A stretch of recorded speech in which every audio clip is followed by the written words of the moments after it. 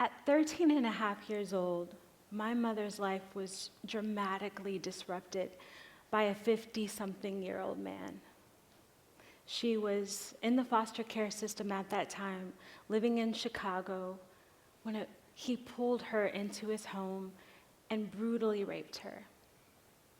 I am the baby from that rape. Now, coming from that starting point, I was often left feeling like I was nothing more than just a product of tragedy and not a real person with any real value.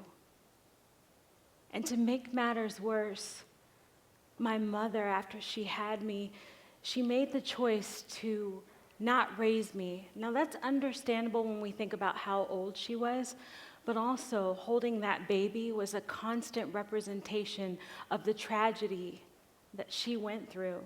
So I was subsequently placed into the foster care system. Now, one home turned to 5 homes, 5 to 10, 10 to 15.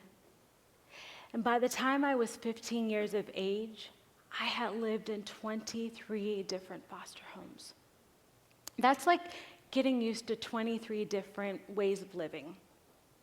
23 different, sort of, kind of moms and dads. 23 hopes that they would adopt me. 23 disappointments. 23 different disruptions. And at the end of that journey, I was left feeling, again, that I had no value because I wasn't considered, quote unquote, adoptable. Now, you can imagine how I must have felt when at 16, a boy approached me in high school and said that he found me beautiful. I was taken aback because beauty and Mel in the same sentence, it had never been uttered before. Instantly smitten, and we fell in love. Now, over time, that love turned into a baby, turned into me carrying his child.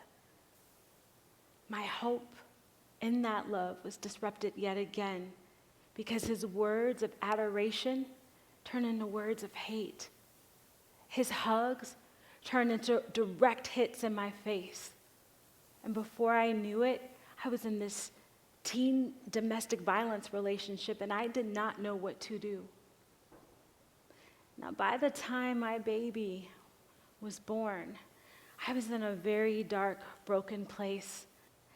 Luckily, a judge that was involved in my life because of the domestic violence finally said to me, listen, since you are unable to get yourself out of the situation that you're in, you have 24 hours to find a place to live, or we're going to take your son. Now, you remember that I had lived in those 23 different foster homes. You may recall that I had made that promise to protect him for the rest of my life. I would not allow that to happen. But with no money, and you're giving me 24 hours to find a place to live, I was scared beyond measure. Luckily, with the help of a court-appointed attorney, I was able to find a teen parenting homeless shelter that just so happened to have one vacancy left. And for 2 years, I lived in this home with my son. And it wasn't easy. I was surviving on $400 a month. So I went to school, I got my GED, I worked a part-time job, and together we were making it. And just like you see in the movies, something really awesome happened. One day I was shopping for diapers, and this hasn't been made into a movie, but Lifetime, call me. I'm shopping for diapers, and a woman approaches me, and she asks me, "Excuse me, have you ever considered modeling before? You are absolutely stunning." So I took her card, and I said, "I'd love to hear more about what you have to say." And honestly, from that point, my life took off. They cleaned me up. It was totally a rags to riches story. Got my hair on fleek. I lost weight, The next thing you know, I'm modeling. I bought 2 one-way tickets to New York City with my son. I was more afraid than I was than coming out here to talk to you guys. I was modeling and working at a spa, and things were going great. My son was happy, he was thriving, and from the outside looking in, I guess one would have said that I had this perfect life, right? Because now I'm on these magazine covers and I'm doing well, and everything looks great on the outside. But on the inside, when the lights would turn off and I would take the makeup off, I was still reeling from my painful past. I was still hurting over the fact that I didn't have a mom and dad.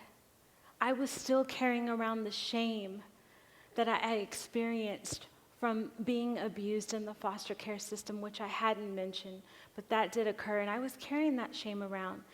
And finally, there was this constant reminder that you are nothing more than a product of tragedy, and it was eating me up inside. When 9/11 happened, I and the rest of the world were devastated. I wasn't far from the World Trade Center. When moments like that happen, it really makes you take stock of where you are in your life. It really makes you reflect. And I began to understand that it's better to deal with your issues before they deal with you. Eventually, I ended up getting married. I had a daughter who's now 7, and we lived in a sprawling, beautiful home, 4 stories. Things were going great, and then my marriage started to crumble as I started to crumble within. And one day I got to a point where I just checked out. I went crazy. It's not something I recommend that you do, by the way. It's no fun. But in all honesty and seriousness, I checked out. I got to a place in my life where I was tired of seeing value in my photos, but not value in myself. I got to a place where I was tired of not having mom and dad, tired of carrying around the shame, tired of being tired. And so I made the decision to, instead of walk on a runway, that I would walk alongside of the Hoover Reservoir in Westerville, Ohio, and take my life. As I stood on the edge with my arms outstretched, I couldn't hear anything. I couldn't feel anything anymore. I just wanted to be free from that pain. The universe is so elegant in that how it constantly sends me people to speak over my life. Because as I stood there, a woman outstretched her arm to my left side and started to tell me how beautiful I was and how much value I had, and started telling me that my life was meant for so much more. I like to think of that woman as an angel, because if she hadn't spoke over my life that day, I wouldn't be here. That night, I laid in a psych ward. I traded my Chanel blouse that I so fiercely had on for a hospital gown. And I remember laying in that hospital bed, shackled down by my hands and my feet, feeling so broken, feeling so imprisoned, and imprisoned in my mind. And that's when it occurred to me that I had to make a change and a choice. I could either stay where I was and stay broken and shackled, or I could get up and rise. I made the choice to rise. Part of that rising was meeting my biological parents. I knew that I would have to meet them as part of my journey and as part of my closure. And I met my father and looked him in the eye and told him I forgave him for not being there. Met my mother, told her how beautiful she was and how grateful I was for her carrying me, making the choice to give me life. I also went back to Seattle, Washington, which is where all of this occurred when I was in the foster care system, and stood in front of my foster home where I experienced the most trauma ever in my entire life. I needed to do that because it was something I was so afraid to do. And I stood there victorious in front of that home because it was a representation of where I was in my life. I am so grateful that I made the decision to forgive because tragedy struck again. My father, who had disrupted my mother's life, made the choice to pick up a bottle of Crown Royal, drink it, and get drunk. In Chicago, Illinois, he drove into oncoming traffic, killed himself, 2 nuns, and critically injured 11 people. This was all on YouTube, and I had to see his body crumpled in the back of his truck. I felt broken. I felt like I was part of him, and guilt and shame came over me. But then I made a choice. I said, I'm going to mourn him in a very different way and know that I was able to love him and forgive him. And I'm going to understand that his choice had nothing to do with me. We're 2 separate people. I stand here in celebration. I celebrate the fact that after many unforeseen setbacks, I disrupted what would have been the downfall of my life by making the choice to live and to rise.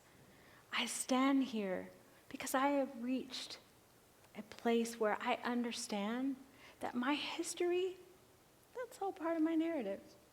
It's not my identity. There's a woman of true value standing before you. I also stand here in celebration of my son, who just turned 18 years old yesterday. Honor roll, brilliant, brilliant child. And when I think back to where we both were 18 years ago in that hospital when I was homeless, and now he's here standing or sitting, watching me, watching me speak and share our journey. It's a beautiful, beautiful place. And finally, I stand here celebrating that I understand that everything that happened to me, it actually happened for me. Because if it hadn't, I wouldn't have a purpose. And that purpose is to publicly talk about what it means to be beautiful and encourage people to understand that you don't have to be perfect to be beautiful. It's what counts within, right? And so what I want to leave you all with is this. Please go out and disrupt the social norms with me. I want you to remember that what we see always ain't what it is. Dig deeper, because honestly, that's where you're going to locate that true beauty. Thank you.